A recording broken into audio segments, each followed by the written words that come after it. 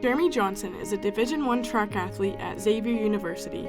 He is a junior economics major from Palos Verdes Estates in Los Angeles, California. Just like many Division I athletes, they have their struggles and obstacles. Managing both academics and athletics can be very difficult and tiring. However, Jeremy isn't any ordinary Division I athlete. Somebody with 20/20 vision, normal vision, something that they can see 1,850 feet away, I have to be 20 feet away to see. My condition is called Juvenile X-linked Retinoschisis. It's basically an eye disorder that affects the schisis cavity in your eye. So you're at a larger risk of having a detached retina and losing your vision. My childhood with this condition, it was definitely affected a lot, especially when I was younger.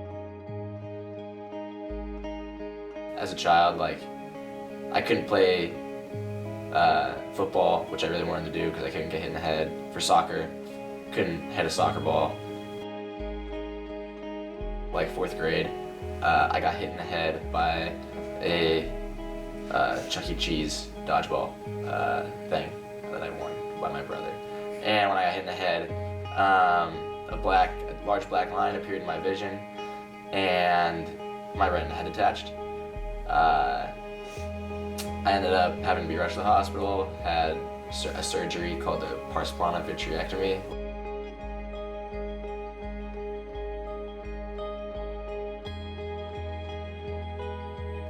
My whole life goal going up into college was I wanted to play a Division I sport. I don't care what it is.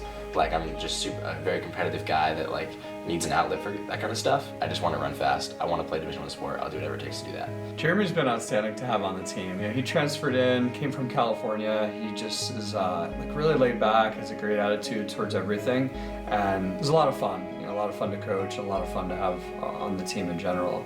When I found out about his condition, it really didn't change anything for me.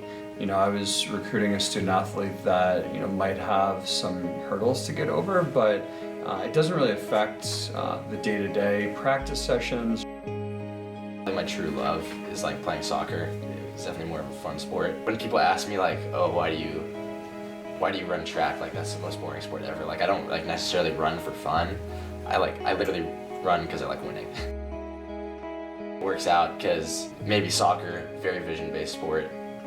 Now I'm in a sport where you just gotta stay between the lines. The way that my vision affects my academics has sort of been the same throughout my entire life. Can't see normal font. It takes me longer to read stuff. Can't read the board, so taking notes is impossible. The story of this shirt is slightly different than my eye disorder specifically. My eye disorder is X-linked Retinoschisis, which is X-linked recessive. My mom gave it to me. It doesn't present in women. Women pass to 50% of their children.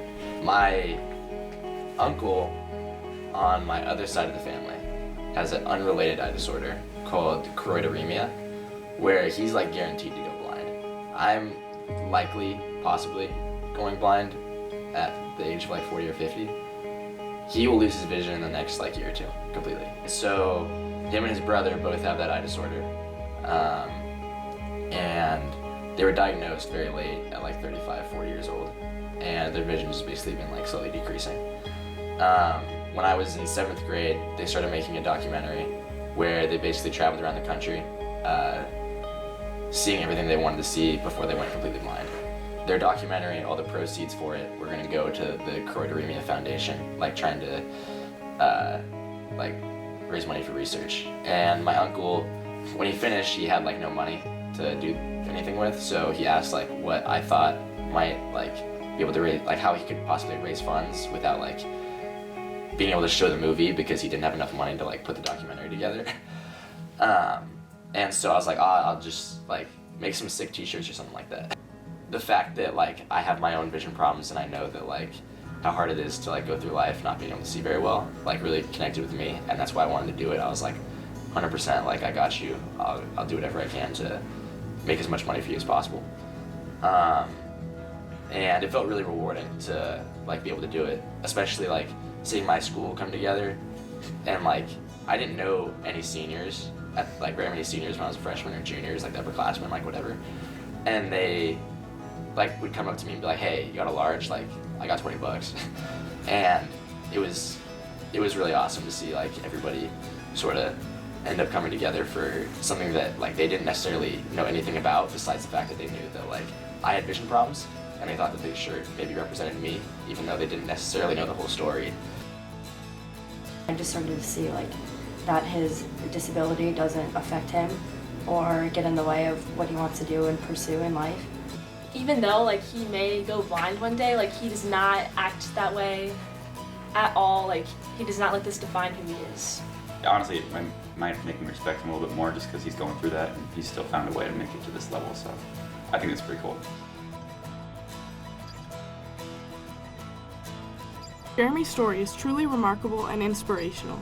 Not only did Jeremy continue through the path of athletics after his condition worsened, he is now running at the highest collegiate level. Despite the fact that his condition may worsen in the future, Jeremy doesn't let it stop him from accomplishing his goals and maintaining his character and positive attitude. A story like this really shows how anything is possible if you put your mind to it. Jeremy's sight may be limited, but his vision of the world is unlimited.